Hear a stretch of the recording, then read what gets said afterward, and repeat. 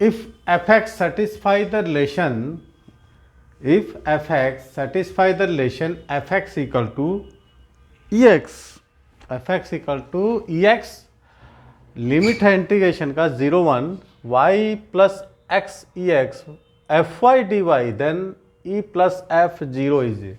तो पेचीदा टाइप का लग रहा होगा क्वेश्चन ये। तो सबसे पहले हम एक काम करते हैं, जो क्वेश्चन दिया है ना उसको उतार लेते हैं, उसके बाद देखते हैं और देखते हैं क्या करेंगे।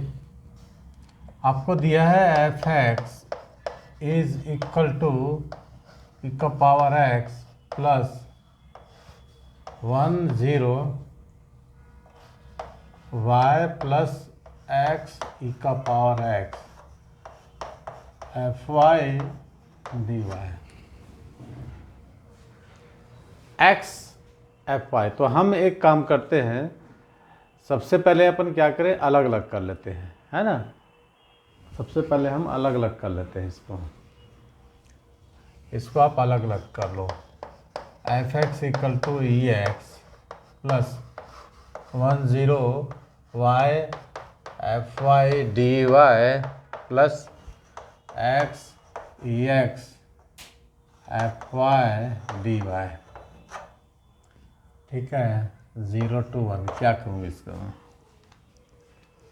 हमने इसको क्या किया, अलग कर लिया।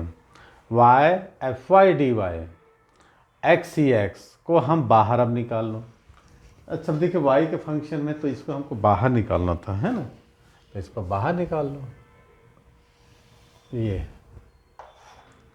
1 0 1, ठीक है। किसी को कोई डाउट? कुछ नहीं किए बेटा, बस अलग अलग कर दिए हैं। इसमें y F Y D Y था, इसमें एफ वाई डी वाई था। और क्वेश्चन में लेकिन एफ एक्स बोल रहा है, क्वेश्चन में एफ एक्स बोल रहा है। तो सबसे पहले हम क्या करते हैं, इस फंक्शन को हम ले लेते हैं एक, इसको हम ले लेते हैं एक दूसरा फंक्शन, तो आपके पास हो जाएगा। और x को हम क्या कर लेंगे, y लिख देते हैं, तो एफ वाई जाएगा। ध्यान देना, देखो F Y is equal to E x plus P लिख दो प्लस एक्स ई एक्स, और इसको लिख देते हैं अपन q। ठीक है, उसको एक फंक्शन मान लिए p, और उसको अच्छा हाँ ठीक वाई है, इसको भी करता हूँ। ठीक है, इसको करने के बाद अब आपको क्या करना है, क्वेश्चन में क्या दिया है, f0 e प्लस f0, है ना। तो आप वहाँ क्या करो, एक बार 0 रख के पुट करके देखो। 0 रख के पुट करके देखोगे तो क्या आएगा, हमने कुछ नहीं किया, जो करना अभी करेंगे। आपको पूछ रहा है f0, ये वाई था ना, तो e का पावर 0 प्लस p और 0 e का पावर 0 q, तो क्या मिल जाएगा, p प्लस 1 q, तो 0 हो गया f0, ये आपको मिल गया। आपको क्या मिल गया, p प्लस 1 क्या मिल गया, मैंने 0 हो गया। सबसे पहले हमने इसको क्या किया, सेपरेट किया। एफ एक्स जो फंक्शन था उसको हमने y में कन्वर्ट किया। अब आपको क्या दिया है, f0 दिया है, तो 0 पुट करके देखिए हम लोग 1 प्लस आया e। ठीक है, अब आपने जो अलग अलग किया है ना, p की वैल्यू क्या थी हमारे पास, 0 1 y F Y D Y. ठीक है, और आपने q किसको निकाला था, q निकाला था उसको भी लिख दो। q जो निकाला था उसको भी आपको लिखना पड़ेगा।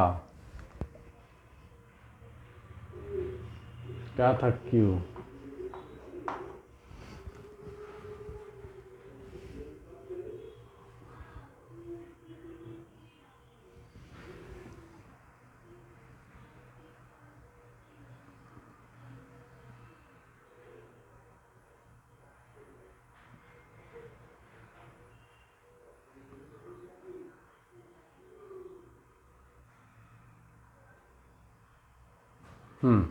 लिखिए, चलिए इसको आप लोग सॉल्व करो। वाई एफ वाई माने ना तो पूरा का पूरा फंक्शन आएगा वो, राइट। ठीक है, समझ में है? अरे नहीं बाबा, देखो आप एक चीज़ ध्यान रखो, आपने क्यू किसको लिया था? क्यू सिर्फ इसको माना था ना, आपने क्यू सिर्फ इसको माना था, ये इसको आपने क्यू माना था, ठीक है। तो आप लिखोगे 0 1 एफ वाई डी वाई, और पी तो आपने सिर्फ इसको लिया था ना, ये है ना। अब एफ वाई की वैल्यू को पूरा यहाँ पर हम उतार देते हैं, जो एफ वाई की वैल्यू है, आपको क्यू निकल के आ जाएगा 0 1 क्या था, E Y plus P plus Y E to power Y Q D Y. अब आप इसको अलग अलग डिफ्रेंशिएशन कर लो और लिमिट पुट कर दो, ठीक है। तो क्यू इज इक्वल टू कितना हो जाएगा, E Y D Y 1 0 plus P 1 0 1 1 into D Y plus, यहाँ पर इंटीग्रेशन बाय पार्ट लगा दो और क्यू को बाहर निकाल दो डी वाई। समझ में आ गया सबको बात? चलो निकालते हैं। तो क्यू ये कितना हो जाएगा, ई वाई का ई वाई ही हो जाएगा 0 1 प्लस इसका कितना जाएगा, वाई हो जाएगा 1 0 प्लस क्यू, इसको अपन इंटीग्रेशन बाय पार्ट कर लेंगे तो कितना जाएगा, y e y minus d by d y y e y, तो y e y minus e y करते थे ना इंटीग्रेशन बाय पार्ट। बस इतना आपको करना है और लिमिट पुट करना है, 1 और 0 पुट कर लो। ई का पावर 1 मैंने ई का पावर 1 माइनस ई का पावर 0, ठीक है, plus P 1 minus 0 plus Q 1 रखोगे तो 1 ई का पावर 1 माइनस ई का पावर 1, और 0 पुट करोगे तो कितना जाएगा, 0 ई का पावर 0 प्लस ई का पावर 0। तो आपको क्या निकल गया, देखो चेक करो, है ना। आपको क्या निकल गया, जो वैल्यूज निकली उसको लिख दो। तो की वैल्यू आपको क्या आई है, अच्छा यहाँ पर पी भी था ना, ई माइनस 1 प्लस पी, ये आ गया ना। देखो ई का पावर 0 1 होता है, ई का 1। अब क्यू क्या निकलेगा आपको, क्यू निकलेगा है ना, ई माइनस ई 0 हो गया, ई का पावर 1 रखे ना तो 0 हो गया, माइनस 0 हो गया, ई का पावर 1 हो गया, प्लस क्यू ही आ गया, e minus 1 plus P plus q, है ना, e minus 1 plus P plus q. अब आप एक काम करो, आपको e minus 1 p plus q, तो आपको करना ई प्लस एफ 0, तो इसमें आपको दोनों तरफ ई लगा दो। क्या दिया आपको, f0 equal to P plus 1 दिया है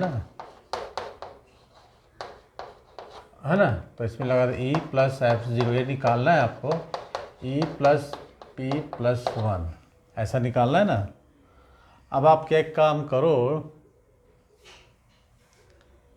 ये क्यू और ये क्यू कैंसिल हो गया, ठीक है। तो आपको क्या आ जा रहा है वैल्यू, पी की वैल्यू क्या आ जाएगी, 1 minus E equal to P, यहाँ रख दो, ई प्लस पी की जगह 1 माइनस ई प्लस 1, तो ये ई कट गया, आंसर आपका 2 आ गया।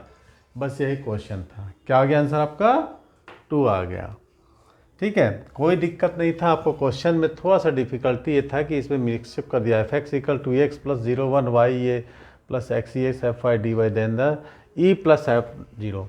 तो आपको दिया ये क्वेश्चन, सबसे पहले अलग कर लो, इसको पी मान लो, इसको क्यू मान लिए। पी और क्यू मानने के बाद आपको बोला है ई प्लस एफ 0, तो मैंने एस वाई की जगह, मैंने सबसे पहले हमने एक्स की जगह वाई रख दिया है और y की जगह 0 पुट कर दिया तो f0 इक्वल टू p+1 मिल गया है।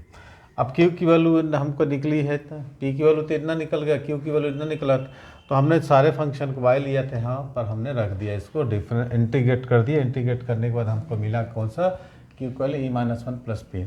अब इसमें दोनों तरफ हमको क्या ऐड करना है, e, तो e ऐड किया हमने, ये मैंने ऐड किया।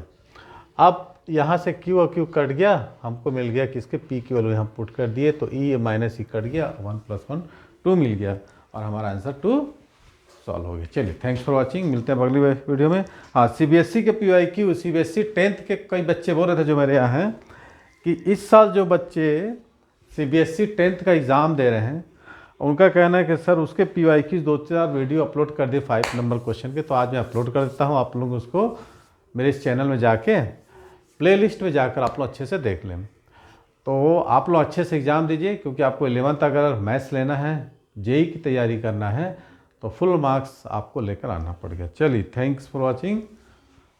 10th वाले बच्चे ज़रूर देखें, PYQs 2024 का पहले करवाएंगे तो 26 का फॉलो होगा। चमक रहा है, दिखाइए क्या हुआ, q इक्वल टू e-p+1 तो p इक्वल टू 1 - e। अब e + f0, e + f + p की वैल्यू पुट कर दी हम, तो हमको 2 मिल गया। चलो उतार लो जल्दी से।